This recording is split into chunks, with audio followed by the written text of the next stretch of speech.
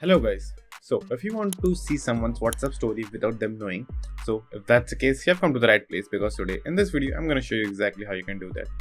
Now, if I open my WhatsApp, then go to my status part. So as you can see, there is a status that I want to see. So if I click on the status, my name will be shown to the person whose status I am going to watch.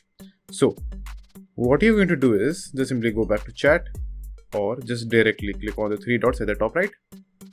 Then go to settings, then go to privacy, and now over here just simply disable read receipts. Just simply disable that. Now if I go back and watch the status and play the status now. So as you can see, I now watched the status. So now if I go and check whether the status is seen by me or not. So if I go to my other account, then go to my status, and as you can see there are 3 viewers.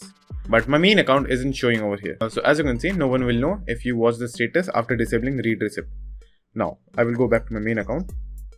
Then I will click on the 3 dots, settings, privacy. Now I will enable read receipt. And now this time again I will play the status. So as you can see, I played the status again after enabling the read receipt option. So now if I go back to my other account, then click on my status, then click on the views.